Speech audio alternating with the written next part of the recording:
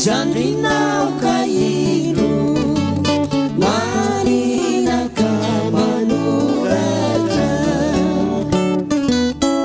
tsy de misy vaovao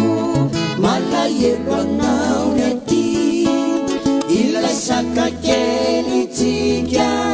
vao ny fonify de maty fa ny tena sambara Yambangindineni liani mahazo tara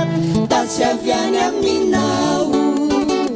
milaza fa salama tsara tsy manay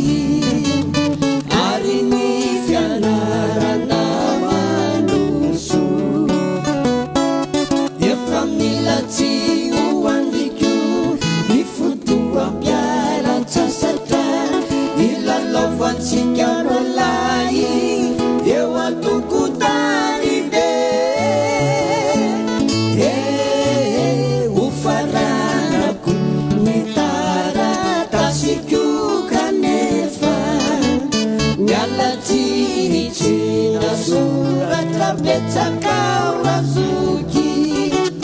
maika iana de sonaoka hazatsy nindrinda manapiaona mahereza ho faranako ny taratasiko kanefa mialatsiritsina soratra betsakao razoky maika iana de sonaoka azatsy indrindra